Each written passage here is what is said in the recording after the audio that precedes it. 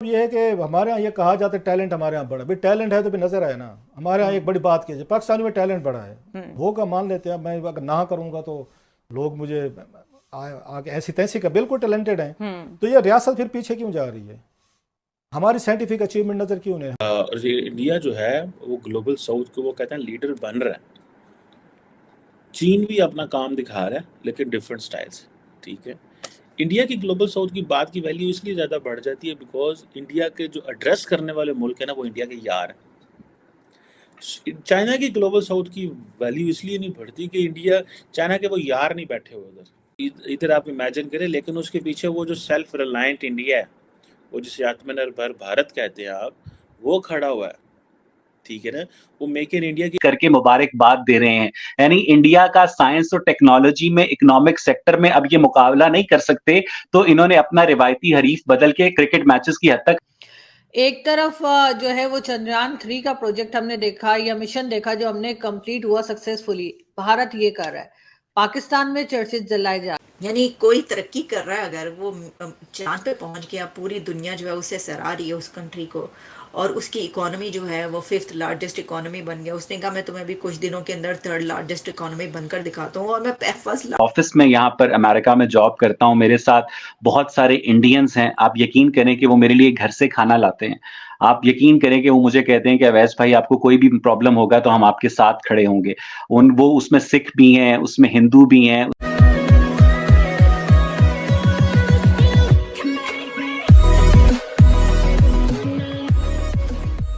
नमस्कार दोस्तों, अब यहाँ पर ग्लोबल साउथ को दोनों टारगेट करना चाहते हैं, भारत और चाइना। लेकिन यहाँ पर डिफरेंस ये है कि भारत को सपोर्ट करने वाले कई सारे कंट्रीज हैं, क्योंकि कई सारे कंट्रीज ऐसे जिन्होंने भारत की आत्मनिर्भरता को एड्रेस किया है। जैसे कि मतलब मान लीजिए कि यूएई हो गया, सऊदी हो गया, अमेरिका हो गया, यूके हो गया, फ्रांस हो गया। जब इंडिया इस टाइप के इनिशिएटिव लेता है, मान लीजिए कि इंडियन ओशन वाली बात है, ठीक है, तो वहाँ पर भी ये सारे के सारे कंट्रीज अपनी एक नीति बनाते हैं और ये इंडिया को उसमें शामिल करते हैं। जबकि चाइना की अगर बात करो तो हम सबको पता है कि चाइना की इकोनॉमी इसलिए बड़ी है क्योंकि उसने मेक इन चाइना या फिर जो भी था, मतलब अमेरिका के पैसों से ही वो पैसे वाला बना है। जबकि उसको अमेरिका के साथ रिलेशन अच्छे रखने चाहिए, लेकिन भाई साहब ने रिलेशन बहुत ही बकवास रिलेशन रखे हैं। तो कहने का मतलब ये है कि इंडिया कभी भूलता नहीं है। और साउथ, जो ग्लोबल साउथ की बात है ना, उसमें पूरे सारी दुनिया के जो बड़े बड़े कंट्रीज है उसकी सपोर्ट है इंडिया को, और इसलिए चाइना को इतना भाव नहीं मिल रहा है ग्लोबल साउथ की बात करें तो, और इंडिया को मिलता है। और दुनिया जानती है कि भाई इंडिया पर हम ट्रस्ट कर सकते हैं। और लेटेस्ट एग्जाम्पल ही है हमारे पास, कई सारे, बांग्लादेश है, श्रीलंका है, डिफॉल्ट कर गए थे और इंडिया ने मदद की $3 से $4 बिलियन की। भले ही इंडिया आपको जब प्रोजेक्ट्स के डेवलपमेंट में ज़रूरत हो तो 1 बिलियन की ज़रूरत हो तो 200, 400, 500 मिलियन दे सकता है, लेकिन जब आपको डिफ़ॉल्ट कर जाओ ना, जब आपके अस्तित्व पर एक सवाल आ जाता है, तब इंडिया खुलकर मदद करता है। इसी के साथ ये वीडियो शुरू करता है। ये इंडिया जो है वो ग्लोबल साउथ को वो कहते हैं लीडर बन रहा है। चीन भी अपना काम दिखा रहा है लेकिन डिफरेंट स्टाइल से। ठीक है। इंडिया की ग्लोबल साउथ की बात की वैल्यू इसलिए ज़्यादा बढ़ जाती है बिकॉज इंडिया के जो एड्रेस करने वाले मुल्क है ना वो इंडिया के यार हैं। चाइना की ग्लोबल साउथ की वैल्यू इसलिए नहीं बढ़ती कि इंडिया चाइना के वो यार नहीं बैठे हुए उधर। ठीक है ना। चाइना के यार जड़े ने वो जो मुल्क हैं, उन मुल्कों को पता है कि चाइना की क्या वैल्यू है। लेकिन इंडिया उन डेवलपिंग वर्ल्ड जो ग्लोबल साउथ है उसके साथ तो चलो इंगेज कर ही रहा है, लेकिन उसके जो ऑडियंस है वो ऑडियंस बड़ा ताकतवर है, जिसकी वजह से उसकी बात की भी जान है। चाइना रेटरिक एंड बोल कम है, लेकिन वो है कि क्या होता है इस हवाले से वो कहते हैं। अब वो इंडिया फिर अपनी तारीफ़ें भी करते हैं, डॉक्टर साहब, जारी बात है कि हमने 150 नेशन को मेडिसिन भेजी, फार्मेसी ऑफ द वर्ल्ड है, हमारा अपना स्ट्रक्चर है, ये है वो है, सारी बात है उनके है। एक तरफ जो है वो चंद्रयान 3 का प्रोजेक्ट हमने देखा या मिशन देखा जो हमने कंप्लीट हुआ सक्सेसफुली, भारत ये कर रहा है।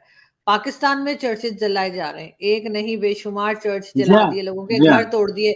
आपको क्या लगता है कि क्या ये एजुकेशन सिस्टम की खराबी है, क्या है कि हमारे यहाँ उस तरह के लोग नहीं निकल पा रहे कि हम भी कोई चंद्रयान 3 या कुछ बना? यानी कोई तरक्की कर रहा है, अगर वो चांद पे पहुंच गया, पूरी दुनिया जो है उससे सराह रही है उस कंट्री को, और उसकी इकोनॉमी जो है वो 5th लार्जेस्ट इकोनॉमी बन गया। उसने कहा मैं तुम्हें अभी कुछ दिनों के अंदर 3rd लार्जेस्ट इकोनॉमी बनकर दिखाता हूँ और मैं 1st लार्जेस्ट इकोनॉमी भी बनने का मैंने प्लान बना लिया और तुम्हें बताऊंगा कि मैं कब बनूंगा। तो तब भी वो क्या उखाड़ लेगा हमारा, क्या उखाड़ लेगा वो हमारा? हमने तो इसी तरह रहना है। फिर चांद पे जाने की क्या जरूरत है, सारी तो यहाँ पर है सिचुएशन। आपके पास वो सारे है नहीं। सिंध में चले जाए, कैसे कैसे गड्ढे खड्डे आपको मिलेंगे, बल्कि हर जगह पे। और जब बारिशें होती हैं तो पंजाब में तो वैसे ही नियाग्रा फॉल्स बन जाती हैं। तो कोई क्या उखाड़ लेगा आपका? आपके पास कुछ है जो उखाड़ेगा? किसी के पास कुछ होता है तो उखाड़ा जाता है। ठीक है जनाब ज़ियाद आमी साहब, किसी के पास कुछ होता है तो उखाड़ा जाता है। आपके पास है क्या जो इंडिया उखाड़ लेगा? बिल्कुल, आपने बिल्कुल दुरुस्त फरमाया। अब ये है कि हमारे यहाँ ये कहा जाता है टैलेंट हमारे यहाँ बड़ा, भाई टैलेंट है तो भी नजर आए ना। हमारे यहाँ एक बड़ी बात कीजिए, पाकिस्तान में टैलेंट बड़ा है, होगा मान लेते हैं। मैं अगर ना करूँगा तो लोग मुझे आगे ऐसी तैसी का, बिल्कुल टैलेंटेड हैं। तो ये रियासत फिर पीछे क्यों जा रही है? हमारी साइंटिफिक अचीवमेंट नजर क्यों नहीं? हमारी आईटी के एक्सपोर्ट जो है, इंडिया और चाइना की सिंपली देख लें किस उनके एक्सपोर्ट का। इंडिया की 150 अरब डॉलर से आईटी के एक्सपोर्ट है, आपकी कितने फ्यू मिलियन डॉलर्स भी नहीं है। ये जो है ना हमारे टैलेंट, अब हमें इसमें चाहिए। अब हमें मतलब आर्टिफिशियल इंटेलिजेंस में टैलेंट चाहिए, हमें इंफॉर्मेशन टेक्नोलॉजी में चाहिए, हमें आईटी में चाहिए। हमें अब इंडिया में एप्पल अपना वो लगा रहा है, अपना कारखाना लगा के वहाँ पे प्रोडक्शन भी उनकी शुरू हो गई। और हमारे यहाँ क्या प्रोडक्शन शुरू हो गई है, जरा यहाँ भी देख लें। अभी आपने जाकर जनावाला में क्या किया है, इधर आप इमेजिन करें। लेकिन उसके पीछे वो जो सेल्फ रिलायंट इंडिया है, वो जिसे आत्मनिर्भर भारत कहते हैं आप, वो खड़ा हुआ है। ठीक है ना, वो मेक इन इंडिया के इनिशिएटिव खड़े हुए हैं। वो क्या है, वो जो गति शक्ति जो इनिशिएटिव है, ठीक है, वो खड़े हुए हैं। ये जो इनिशिएटिव खड़े हुए हैं जिसकी वजह से वो बात कर रहे हैं।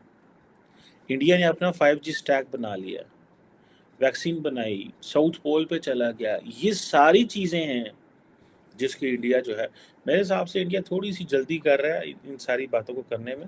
लेकिन सारी बात है, उन्होंने कैलकुलेशन पूरी की थी, उनकी मेहनत नहीं ना सारी गाल दा पता। ठीक है, लेकिन दे अंडरस्टैंड कि क्या हम करने जा रहे हैं।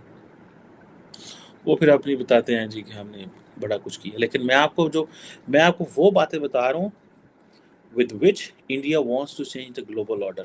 इंडिया दुनिया को ऐसे देख रहा है। इंडिया ऑफिस में यहाँ पर अमेरिका में जॉब करता हूँ, मेरे साथ बहुत सारे इंडियंस हैं। आप यकीन करें कि वो मेरे लिए घर से खाना लाते हैं।